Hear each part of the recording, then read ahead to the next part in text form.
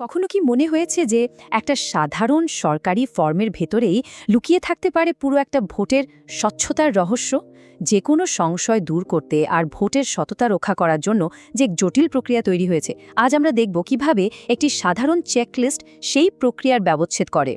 স্ক্রিনে যেটা দেখতে পাচ্ছেন এটা কোনো সাধারণ কাগজ নয়, এটাকে বলা হয় প্রিসাইডিং অফিসারের রিপোর্ট। দেখতে হয়তো একটা জটিল ফর্মের মতো, কিন্তু আসলে এটাই হলো গণতন্ত্রের একটা অন্যতম বড় হাতিয়ার। ভোটের প্রত্যেকটা মুহূর্তের নিখুঁত হিসাব এখানেই থাকে। চলুন তাহলে দেরি না করে এই চেকলিস্টের গভীরে ঢোকা যাক। আমরা শুরু করব অফিসারের ঘোষণাপত্র দিয়ে, আর তারপর এক এক করে দেখব 4টা প্যাকেটের ভেতরে কি কি জরুরি কাগজপত্র থাকে। যে কোনো ভোট কেন্দ্রে ক্যাপ্টেন হলেন প্রিসাইডিং অফিসার, আর তার দিনের শুরুটাই হয় কিছু খুব গুরুত্বপূর্ণ আইনি ঘোষণার মধ্যে দিয়ে। এগুলোই কিন্তু পুরো প্রক্রিয়ার একদম ভিত্তি।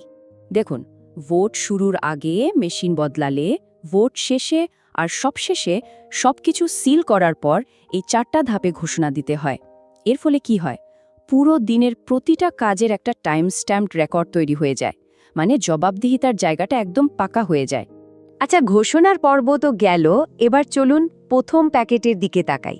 এটা সাদা রঙের হয়, আর এর ভেতরের সবকিছু সরাসরি ইলেকট্রনিক ভোটিং মেশিন মানে ইভিএম এর সাথে যুক্ত। তো এই প্যাকেটের ভেতরে কি কি থাকে?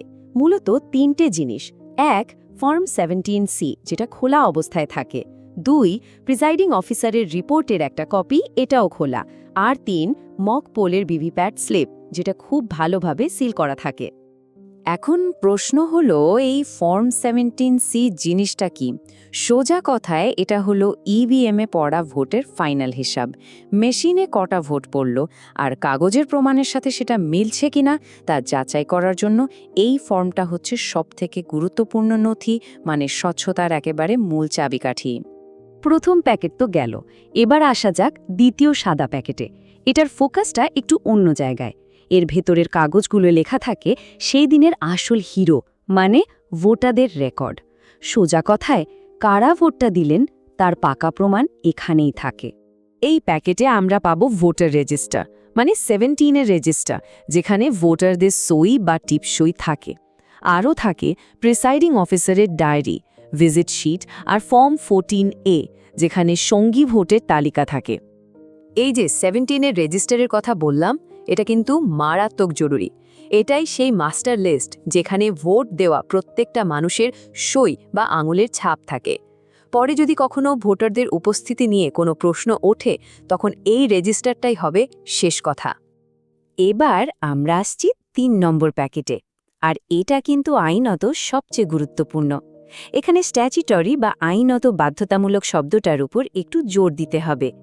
এর মানে হলো এর ভেতরে জিনিসগুলো আইনত জরুরি এবং এর একটা বিশেষ আইনি ওজন আছে।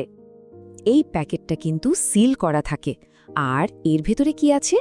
ভোটারদের চিহ্নিত করার জন্য ব্যবহৃত আসল ভোটার তালিকাটা, ব্যবহৃত ভোটার স্লিপ, টেন্ডার্ড ব্যালেট মানে কোনো বিতর্কিত ভোটের জন্য রাখা কাগজের ব্যালেট, আর যে ভোটগুলো নিয়ে চ্যালেঞ্জ করা হয়েছিল তার একটা লিস্ট। সব মিলিয়ে এটা একটা নিশ্ছিদ্র পেপার ট্রেল তৈরি করে। এখানেই কিন্তু তৃতীয় আর চতুর্থ প্যাকেটের মধ্যে আসল পার্থক্যটা বোঝা যায়। দেখুন, তৃতীয় প্যাকেটটা সিল করা আর আইনত বাধ্যতামূলক। এটা ভোটের মূল প্রমাণ, এটা একমাত্র আদালতের অর্ডারেই খোলা যেতে পারে। অন্যদিকে চতুর্থ প্যাকেটটা খোলা থাকে আর মূলত প্রশাসনিক কাজের জন্য ব্যবহার হয়। চলুন এবার আমাদের শেষ প্যাকেটের দিকে যাওয়া যাক। এটার রং কিন্তু হলুদ। যদিও এর কাজটা মূলত প্রশাসনিক, কিন্তু এটাও পুরো প্রক্রিয়ার জন্য ভীষণ দরকারি। এই হলুদ প্যাকেটে কি না থাকে? পোলিং এজেন্টদের সই, অফিসারের সেই 4 পর্বের ঘোষণাপত্র, চ্যালেঞ্জ হওয়া ভোটের জন্য রসিদ বই, নানা ধরনের ভোটারদের থেকে নেওয়া ঘোষণাপত্র, এমনকি যদি কোনো অভিযোগপত্র জমা পড়ে সেটাও এখানে থাকে। মানে কোনো কিছুই বাদ যায় না। এক কথায় বলতে গেলে এই চতুর্থ প্যাকেটটা ভোট গ্রহণের দিনের পুরো প্রশাসনিক গল্পটা বলে দেয়। সাপোর্টিং ডকুমেন্টস হিসেবে এর গুরুত্ব অনেক। তাহলে পুরো ব্যাপারটা কি দাঁড়ালো? এই যে এত ফর্ম, এত প্যাকেট, এত নিয়ম, এই সব কিছুর একটাই উদ্দেশ্য, একটা চেইন অফ কাস্টাডি তৈরি করা। মানে পুরো প্রক্রিয়ার শুরু থেকে শেষ পর্যন্ত প্রত্যেকটা কাজ আর প্রত্যেকটা ভোটের যেন একটা নিখুঁত হিসাব থাকে। এটা স্বচ্ছতা আর জবাবদিহিতা নিশ্চিত করে, যাতে কোনো ভুলের সুযোগই না থাকে। সবশেষে একটা প্রশ্ন রেখে যাই, একটা নির্বাচনকে সুরক্ষিত রাখতে এত যে খুঁটিনাটি পদ্ধতি, এত যে নিয়মকানুন, এই সব কিছু জানার পর কি ভোটদান প্রক্রিয়ার উপর আমাদের আস্থা আরও বেড়ে যায়? ব্যাপারটা কিন্তু আসলেই ভেবে দেখার মতো।